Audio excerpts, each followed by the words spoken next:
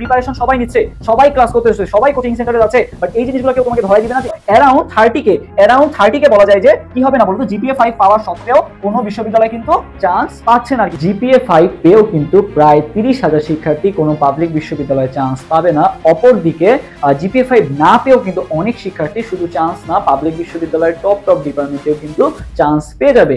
So ভাই আজকের ভিডিওতে আমরা সেটাই আলোচনা করবো যে আগামী যে 2টা মাস আছে, এই 2টা মাস কিভাবে তোমার পড়া উচিত এবং কিভাবে প্রিপারেশন নিলে শুধুমাত্র চান্স না, তুমি বিশ্ববিদ্যালয়গুলোতে টপ পজিশনও করতে পারবা। তো আমাদের এটা কিন্তু কোনো মন গড়া কথা না, এটা কিন্তু ডেইলি ক্যাম্পাসের একটা রিপোর্ট। সেটাই কি বলা হয়েছে, জিপিএ 5 পেলেও পাবলিক বিশ্ববিদ্যালয়ে ভর্তির সুযোগ পাবে না 19,000 শিক্ষার্থী। ঠিক আছে, সো কারণটা কি দেখো, কারণ তোমার হচ্ছে পাবলিক বিশ্ববিদ্যালয়ে সিট আছে কয়টা, পাবলিক বিশ্ববিদ্যালয় অ্যারাউন্ড, ঠিক আছে, তুমি সব রাঙামাটি, চাঁদপুর বা বিভিন্ন আনাচে কানাচে যত পাবলিক বিশ্ববিদ্যালয় আছে সবগুলো যদি তুমি কাউন্ট করো, তাও কিন্তু তোমার সিট সংখ্যা হবে মাত্র 50,000-এর আশেপাশে। এবছর জিপিএ 5 পাইছে কত, 69,000 পাইছে, তাই না? 69,000 যদি ভাইয়া কি পায়, জিপিএ 5 পায়, তার মধ্যে মাত্র সিট আছে 50,000, তার মানে আমার কিন্তু বোঝাই যাচ্ছে যে 19,000 কিন্তু কি হবে না, 19,000 হচ্ছে কোনো সিট পাবে না জিপিএ 5 থাকা সত্ত্বেও। তার উপর আবার ভাই সেকেন্ড টাইমাররা আছে, আর এবছর তো সেকেন্ড টাইমাররা বলা যায় যে একবারে ওদের রেজাল্ট এমনি ভালো, পাশাপাশি হচ্ছে ওরা অনেক সময় পাইছে হচ্ছে প্রিপারেশন নেওয়ার, তোমরা হচ্ছে কম টাইম পাচ্ছ প্রিপারেশন নেওয়ার, সো ওরাও কিন্তু একটা বলা যায় যে বড় অংশ সিট দখল করবে। পাশাপাশি হচ্ছে যারা জিপিএ 5 পায় নাই তারাও কিন্তু চান্স পাবে। এখন কথা আসতে পারে ভাইয়া জিপিএ 5 তেও চান্স পাচ্ছে না, যারা হচ্ছে জিপিএ 5 পায় নাই তারা কিভাবে চান্স পেয়ে যাবে? সো এইটারই এই যে পোস্টটা দেওয়া হয়েছিল ফেসবুকে তোমার হচ্ছে ডেইলি ক্যাম্পাসে, সেখানেই কিন্তু একজন এসে কমেন্ট করছে। তুমি যদি কমেন্টটা দেখো, যে এই যে একটা ডিপার্টমেন্টের স্ক্রিনশট দিয়ে দিছে, সে নিজেই কিন্তু কি বলতো জিপিএ 5 না পেয়েও পাবলিক বিশ্ববিদ্যালয়ে চান্স পাইছে আর কি। এবং তুমি যদি একটু লিস্টার দিকে দেখো যে এই ডিপার্টমেন্টে যারা যারা পড়তেছে সবাই দেখো জিপিএ কত, এইচএসসি তে 4.25, 4.5, 4.67, 4.83, 4.17, সবগুলো দেখো 4 পয়েন্টের ঘরে, 4.42। সো এটা কিন্তু জিপিএ 5 না পেয়েও, ঠিক আছে, পাবলিক বিশ্ববিদ্যালয়ে টপ ডিপার্টমেন্টে পড়তেছে। অ্যারাউন্ড 30 কে বলা যায় যে কি হবে না বলতো, জিপিএ 5 পাওয়ার সত্ত্বেও কোনো বিশ্ববিদ্যালয় কিন্তু চান্স পাচ্ছে না আর কি, সরকারি বা পাবলিক বিশ্ববিদ্যালয়গুলোতে চান্স পাচ্ছে না। সো বুঝতেই পারতেছো যে লড়াইটা আসলে সামনে কত ভয়াবহ একটা লড়াই তোমার জন্য অপেক্ষা করতেছে।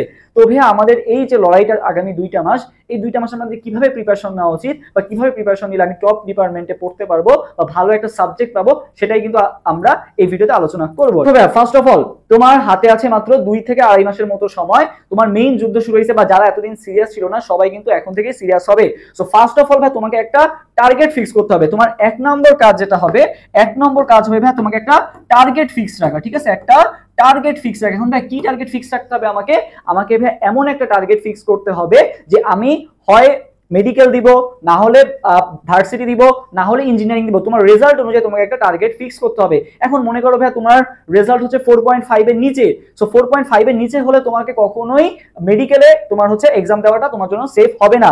যদি ভাই তোমার রেজাল্ট 4.5 থেকে 5 এর মধ্যে হয় আর কি, ঠিক আছে, সেক্ষেত্রে তুমি কিসের প্রিপারেশন নিবা, সেক্ষেত্রে তুমি মেডিকেল প্রিপারেশন নিবা প্লাস ভার্সিটি প্রিপারেশন, দুইটাই নিবা আর কি। বাট যদি তোমার রেজাল্ট 4.5 এর নিচে হয় তাহলে শুধুমাত্র তুমি ভার্সিটি প্রিপারেশনটা নিবা আর কি। ওকে, সো এইটা হচ্ছে আমাদের মোটামুটি একটা আইডিয়া। তো এই ডিসিশনটা নেওয়ার পর বা এই টার্গেটটা ফিক্স করার পর তোমার আর টার্গেট চেঞ্জ করা যাবে না। সামনে 2টা মাস তোমার এই টার্গেটের উপরে কি থাকতে হবে, অনড় থাকতে হবে এবং এই অনুযায়ী প্রিপারেশন নিতে হবে। এখন ভাই আমি তো টার্গেট ফিক্স করলাম, টার্গেট ফিক্স করার পর ভাই এরপর তোমার কাজ কি হবে, এরপর তোমার কাজ হবে ভাই একটা মেন্টরশিপ গ্রহণ করা বা একজন মেন্টরের অধীনে থাকা। কারণ তুমি যদি আসলে ভাই নাই জানো যে আসলে কিভাবে প্রিপারেশন নিতে হবে, কারণ ভার্সিটি প্রিপারেশনটা অনেকটাই আলাদা মেডিকেলের থেকে, সো তোমাকে অবশ্যই একজন মেন্টরকে খুঁজতে হবে যার মেন্টরশিপে তুমি থাকবে। কারণ প্রিপারেশন সবাই নিচ্ছে, সবাই ক্লাস করতেছে, সবাই কোচিং সেন্টারে যাচ্ছে, বাট এই জিনিসগুলো কেউ তোমাকে ধরাই দিবে না যে এইটা এইভাবে পড়ো।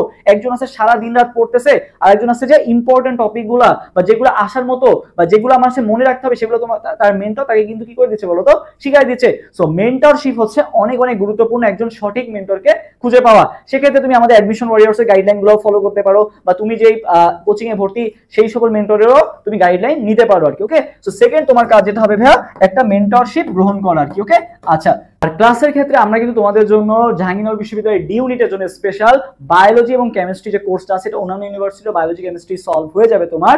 সো এখানে কিন্তু ক্লাস নেবেন জাহাঙ্গীরনগর বিশ্ববিদ্যালয়ের টপ করা ভাইয়ারা।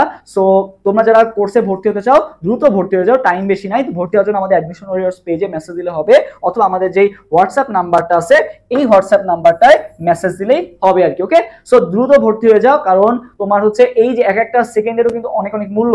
তো আমাদের ক্লাস কিন্তু অলরেডি শুরু হয়ে গেছে। সো যারা ভর্তি হতে চাও দ্রুত ভর্তি হয়ে যাও, যাতে তুমি একটা এই শেষ সময় একটা বেস্ট প্রিপারেশন নিতে পারো। থার্ড যে কাজটা ভাইয়া, এই সময় ভাই তোমাকে একটা ইউনিভার্সিটি ফোকাস রাখতে হবে। তাই বলে শুধু একটা ইউনিভার্সিটি প্রিপারেশন নিলে হবে না, তোমাকে পাশাপাশি অন্যান্য ইউনিভার্সিটি প্রিপারেশন নিতে হবে।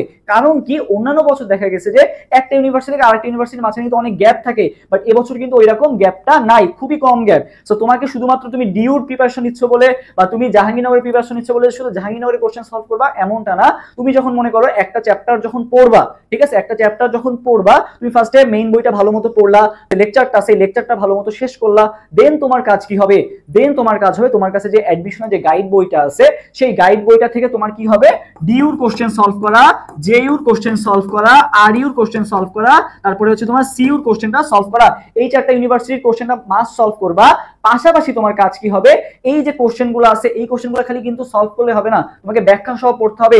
এরপর মনে করো তোমার যদি কোনো একটা কোশ্চেনে যদি আটকে যাবে, কোনো সমস্যা হয়, সেটা তুমি কি করবা, মেইন বই থেকে দেখে নিবা আর কি। কারণ শুধুমাত্র ব্যাখ্যা পড়লে কিন্তু হবে না, তোমার যখন মেইন বইটা তুমি ওই টপিকটা খুলবা, ওই টপিকের আশপাশ বা যে প্যারাটা আছে ওই প্যারা থেকেও কিন্তু কোশ্চেন আসে। সো তোমার কাজ কি হবে ভাই, এই চারটা ইউনিভার্সিটির কোশ্চেন ভালো মতো ব্যাখ্যা সহ বুঝে বুঝে সলভ করবা, খালি এ বি সি ডি ভাবে দাগাই দিলে কিন্তু হবে না আর কি। ওকে, সো তোমাকে এই জিনিসটা ফলো করতে হবে।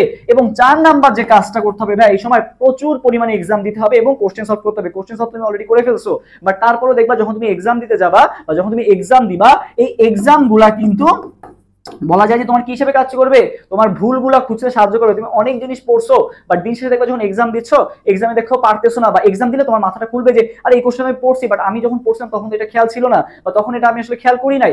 সো এক্সাম দিলে আসলে ভুলগুলা তুমি বুঝতে পারবা যে আসলে তোমার কোথায় কোথায় ভুল আছে, বা তোমার ম্যাথগুলা ক্যালকুলেশন করতে টাইম বেশি লাগতেছে, এগুলা এক্সাম দিলে তুমি জানতে পারবা আর কি।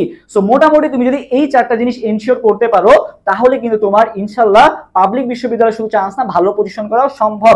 পাশাপাশি তোমাকে আরো একটা কাজ করতে হবে, সেটা কি ভাইয়া, তোমার হচ্ছে মানে সোশ্যাল মিডিয়া থেকে তো তোমাকে একটু বলা যায় যে তোমার হচ্ছে একটু ডিসোশ্যালাইজড হয়ে যেতে হবে, বা হচ্ছে একটু কম টাইম দিতে হবে।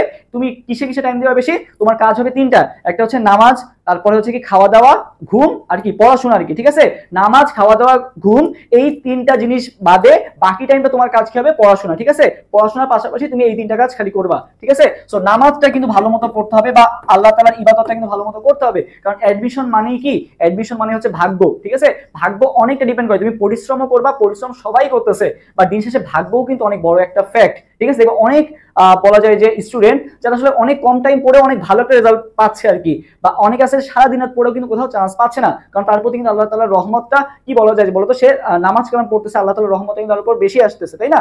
সো সবাই চেষ্টা করবা নামাজ কালাম পড়ার, আল্লাহ তাআলার ইবাদত করার, পাশাপাশি কি বাকি যে টাইমটা আছে ওই টাইমটা তুমি হচ্ছে ওয়েস্টেজ না করে পড়াশোনায় দিবা। ঠিক আছে, খাওয়া দাওয়া ঘুম আর কি বলতো, পড়াশোনা। ঠিক আছে, খাওয়া দাওয়া ঘুম পড়াশোনা আর কি নামাজ, এইগুলা করলেই মোটামুটি তোমার কি হয়ে যাবে, ইনশাআল্লাহ চান্স নিশ্চিত হয়ে যাবে। ওকে, আচ্ছা।